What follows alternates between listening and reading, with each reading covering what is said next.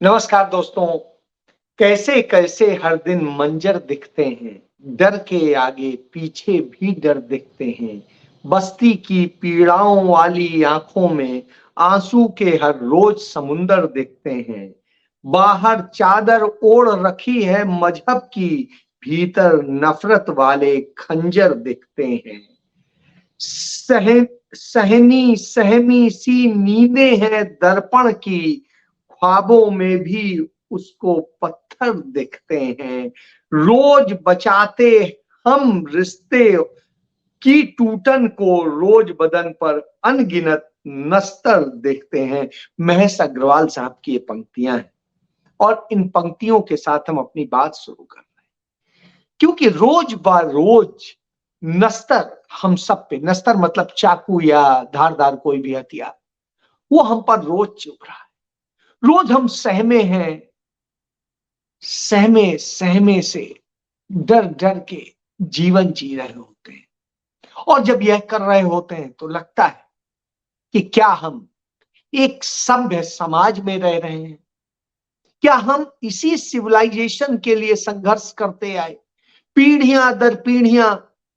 तकरीबन जो अब तक उपलब्ध है साक्ष्य, उसके मुताबिक 50,000 साल से भी अधिक पुराना मानव का इतिहास है। अफ्रीका के जंगलों से जब निकले, धीरे धीरे तमाम जगह पर गए, किस तरीके से बसे। आपको याद होगा कि 18वीं शताब्दी तक पूरे दुनिया की आबादी 1 बिलियन नहीं थी, और आज जो स्थिति है, जिस तरीके से आबादी बढ़ी है, सब कुछ हुआ है, वो हमारे आपके सामने है कि कितनी मिलियन आज हमारी आबादी हो चुकी है। दुनिया में मारकाट मची है और तमाम सारी चीजें हो रही। घटना का मैं जिक्र करूंगा। पंजाब में आज एक 100 आया, जिसे कहें लाश आई। वो लाश थी अमृतपाल नाम के एक 19 साल के युवक की। वह युवक अग्निवीर भर्ती हुआ था और सीमाओं पर सुरक्षा के लिए भेज दिया गया। वहां पर वो गोली का शिकार हुआ, शहीद हुआ, और जब आया तो उसकी लाश को चंद लोग ऐसे ले आए जैसे बस फेंकने आ गए हो। ये हो वहां की स्थानीय पुलिस, जो थाने की पुलिस का, उसको मैं सलाम करता हूं कि उसने अपने कुछ होमगार्ड के जवान और कुछ पुलिस के जवानों के जरिए एक उसे सलामी दिला दी। नहीं तो सेना ने तो ऐसे फेंक दिया जैसे वो उनका कुछ था ही नहीं। उसको लाने के लिए सेना की गाड़ी भी नहीं दी गई। एम्बुलेंस, प्राइवेट एम्बुलेंस से वो आया, उसका शव लाया गया। कल्पना करिए इस भारत की। हम तो सदैव से सुनते आए थे, शहीदों की चिताओं पर लगेंगे हर बरस मेले, यही उनका आखिरी निशा होगा। सिर्फ इतने के लिए वो जीवन देते हैं, एक सम्मान के लिए, एक चीज के लिए। जब अपना सर्वोच्च निछावर कर दे कोई और उसके बाद में इस तरह से लाके फेंक दिया जाए 100, तो आपको कैसा लगेगा। यही वजह है कि राहुल गांधी ने हर बार अग्निवीर योजना का विरोध किया। शुरुआत से लेके आज तक वो करते आ रहे हैं। वो कह रहे हैं कि इससे बड़ा और कोई अन्याय हो नहीं सकता। हमारे युवाओं के भविष्य से खेला जा रहा है, उनके जीवन से खेला जा रहा है, इससे ज्यादा और क्या हो। आप सम्मान नहीं दे सकते, आप कोई सुरक्षा नहीं दे सकते, आप उनको कोई भी सैलरी ऐसी नहीं देते हैं, कुछ नहीं। सिर्फ कॉन्ट्रैक्ट की भर्ती पे आपका हम जीवन लेंगे, आपको मरने के बाद में अपमानित छोड़ देंगे, आपकी लाश भी पहुंचाने का हमें जिम्मा नहीं है। इससे ज्यादा और बुरी स्थिति क्या हो। तो वो स्थितियां यदि हमें देखने को मिल रही हैं तो निश्चित रूप से हमारे लिए, हमारे इतिहास के लिए, हमारे सबके लिए दुखद स्थिति। लेकिन वो हम देख रहे हैं। एक दूसरी घटना का जिक्र करूंगा, प्रयागराज से। प्रयागराज में एक परिवार के पास में इतने पैसे नहीं थे कि वो, उसकी पत्नी मर गई, इलाज के अभाव में, उत्तर प्रदेश में बात कर रहा हूं, डबल इंजन की सरकार और प्रधानमंत्री की आयुष्मान योजना लागू है, इलाज के अभाव में वो मर जाती है, मरने के बाद में उस परिवार के पास में यह स्थिति नहीं होती है कि वो क्रीमेशन के लिए या घर ले जाने के लिए कोई एम्बुलेंस या कोई चीज और वो हो जाए, या सरकार कोई सुविधा दे दे। तमाम रेड क्रॉस सोसाइटी से लेके तमाम संस्थाएं बनी हुई हैं, उनके नाम पर भी पैसा होता है, तमाम एनजीओ इस नाम पे पैसा लेते हैं, लूट मची हुई है इस देश में। लेकिन उस लाश को उसने चद्दर को बांधा दो तरफ से, और उसमें उसको लाश को लेकर के बाप बेटे और वो चले। आप कल्पना करिए, वो जवान बेटा जो इस तरह अपने मां को ले जा रहा होगा, बेरोजगार था, रोजगार नहीं मिल रहा है इस देश में, बाप के पास पैसे नहीं है, वो रोटी किसी तरह खिला रहा है, यही बहुत बड़ा काम कर रहा है। इलाज में जो वो कर सका उसने खर्च किए, सरकार ने तो कोई मदद नहीं दी। आप इस दर्द को महसूस कीजिए एक बार, आपको समझ आए। इस तरह के दर्द अलग अलग नहीं, मणिपुर में लगातार इस तरह की घटनाएं हो रही, रोज बरोज हो रही है। आज भी हुई, वहां गोलीबारी हुई, तमाम लोग मारे गए, 6 महीने होने आ रहे हैं और स्थिति ये 5 महीने पूरे हो चुके हैं, और उसके बाद 185 लोग रिपोर्टेड हैं जिनकी डेथ, 65,000 से अधिक लोग घरों से बेघर हुए पड़े हैं। लाखों लोगों की स्थिति क्या है, जीवन बिल्कुल संकट में है। और उसके बाद में हमारे प्रधानमंत्री चुनाव प्रचार करते, कैलाश दर्शन करते, उस शिव के दर्शन जो कहता है जिसके दर्शन को ही पढ़ने वाला है, तो उस शिव के दर्शन से भी वो नहीं सीखते हैं। उस कैलाश के दर्शन के नाम पे और तमाम नाम पे तमाम चीजें होती हैं, करते हैं, लेकिन यह शर्म नहीं आती। यदि आप नहीं संभाल पाते तो कम से कम इस्तीफा ही दे दे। भारत को 2 टुकड़ों में बांट दिया है, यह स्थिति कर दी। भुखमरी से लोग मर रहे हैं, वह भी हमने देखा। 74% लोग इस देश के पौष्टिक आहार नहीं ले पाते हैं, उसके लिए उनके पास नहीं है। ये मेरे डाटा नहीं है, यूनिसेफ के डाटा।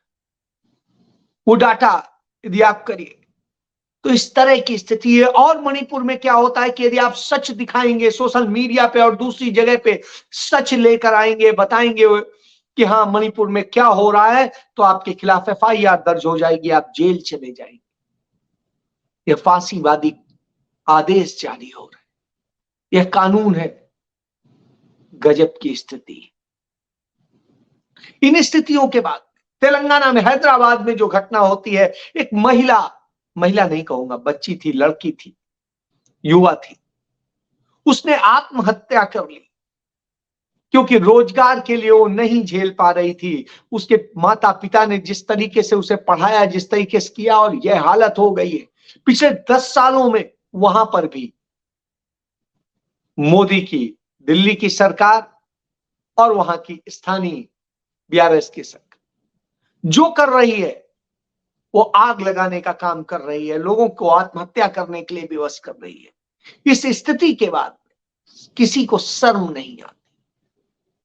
यानी सब जगह कमोबेश हालात बद से बदतर होते जा रहे हैं। कहीं रेप हो रहे हैं, कहीं हत्याएं हो रही हैं, कहीं कुछ हो रहा है। और किन किन घटनाओं की बात करें, लखनऊ में एक लाश पाई जाती है महिला,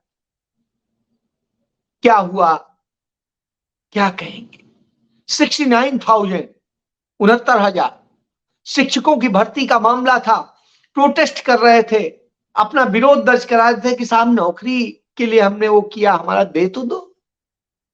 उनके ऊपर लाठियां बरसाई जाती हैं, महिलाओं के साथ में पुरुष बदतमीजी करते हैं पुलिस के लोग। आप ये सोचिए, आपके घर की महिला होती, वो कुछ और तो नहीं कह रही, अपने हक का रोजगार मांग, जिसमें उसकी भर्ती हुई, वह देने को आप तैयार नहीं।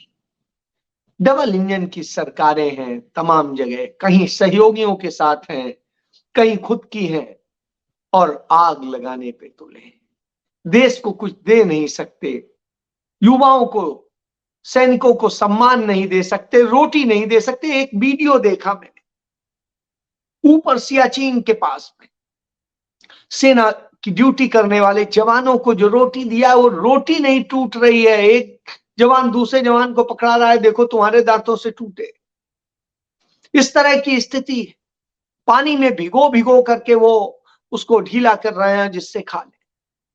इस तरह से आप चाहते हैं वो देश की रक्षा करें, और उसके बाद जब मर जाते हैं तो आप उन्हें शहादत का एक सम्मान भी देना मुनासिब नहीं समझते।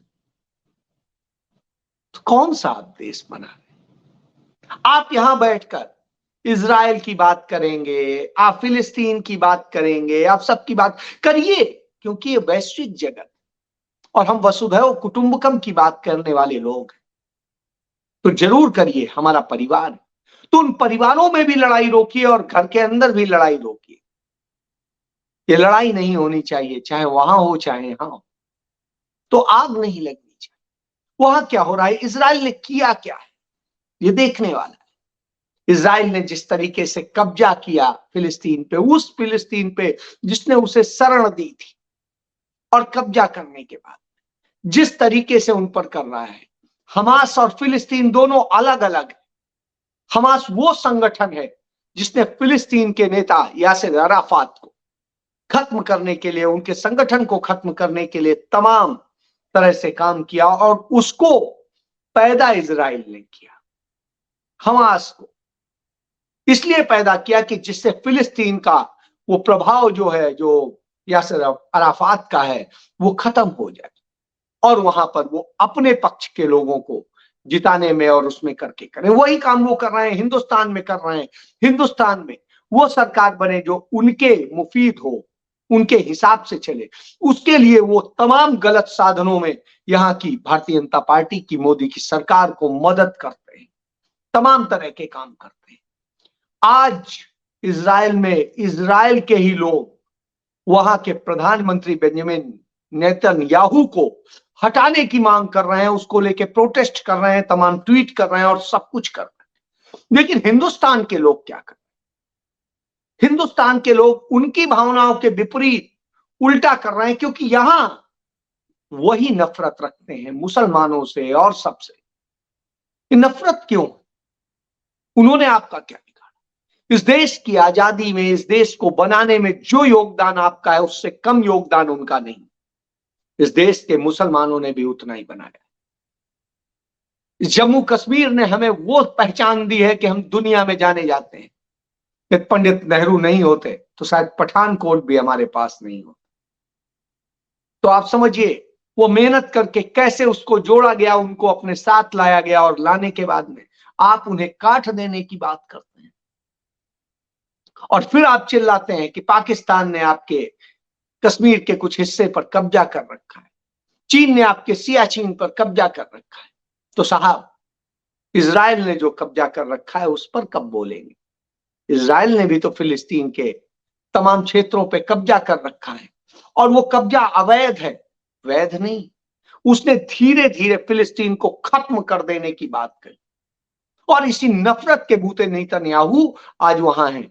आज जब उनकी स्थिति बिगड़ गई, सब कुछ बिगड़ गया, तो एक ड्रामा क्रिएट किया गया कि हमास अचानक हमला करता है और इजराइल को पता नहीं चल पाता है, और फिर इजराइल उस पर हमला करता है और वहां मार देता है। वहां किसको मारता है? हमास के लोगों को नहीं मारता है, वो वहां के नागरिकों को मारता है, और निर्दोष नागरिकों को मारा जा रहा है। और जब निर्दोष नागरिकों को मारा जा रहा हो तो आप उनका साथ कैसे दे सकते? और या नहीं तो आप कहिए आप जानवर हैं, आप कोई सिविलाइज्ड पर्सन नहीं है, आप सभ्य नागरिक नहीं। तो सभ्यता कहां चली गई? ये पश्चिमी देश जो एक समय चिल्लाते थे, तमाम बातें करते हैं, ह्यूमन राइट से लेके सब बातें करते हैं, आज कहां खड़े हैं? नफरत की लड़ाई में वो जिसका साथ दे रहे हैं। तो नफरत का देना चाहिए या इंसाफ का देना चाहिए, ये फैसला तो हम सबको करना है, और इंसाफ का साथ देना चाहिए। गलत जो बोले उसको मुंह तोड़ जवाब दीजिए, और सही बोले उसका समर्थन कीजिए, चाहे वो आपका अपना दुश्मन ही क्यों ना।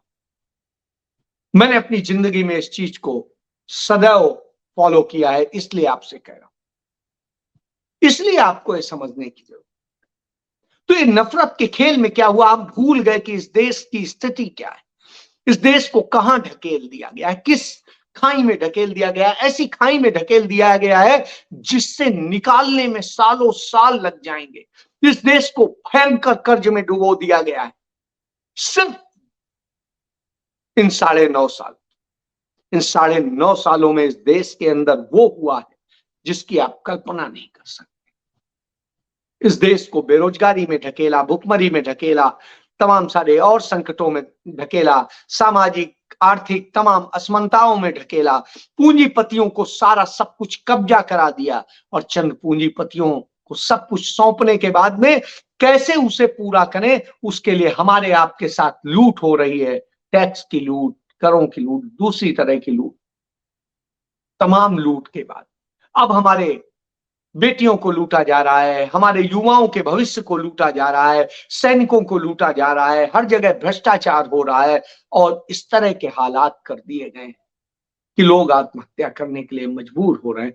कल भी मैंने आपसे कहा इस तरह के हालात रहे तो यही होगा, इसमें भी रिकॉर्ड और बनने लगा है। तो नफरत के खेल से बाहर निकलिए, सच्चाई को समझिए और जब सच्चाई को समझेंगे तब आप जानेंगे कि वास्तव में ये धर्म, ये तमाम सारी चीजों के जो आडंबर हैं, उन आडंबर से कोई नहीं होता, बल्कि ईश्वर प्रकृति में है, ईश्वर हर इंसान में है, ईश्वर हर चीज में है।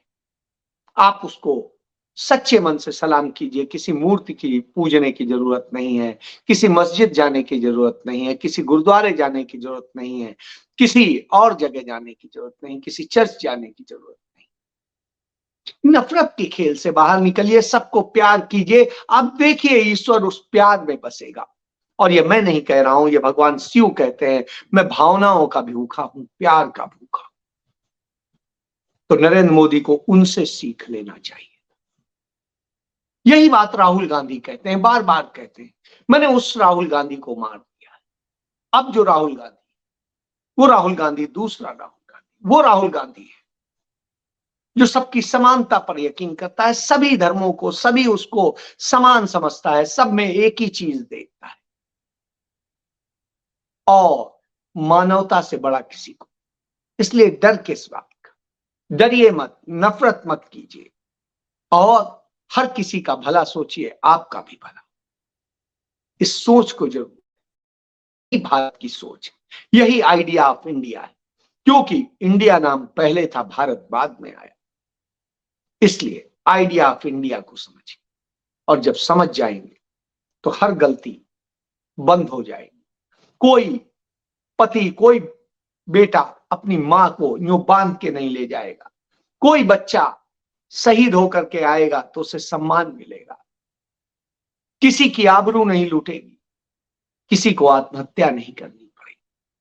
तो इन सब से बचाना है तो आपको आगे आना होगा, सच को समझना और समझाना हो। नहीं समझाएंगे तो यूं ही होता रहेगा, आप लूटेंगे और नफरत में मरते रहेंगे, घुलते रहेंगे। तो सोचिए, समझिए। जय हिंद।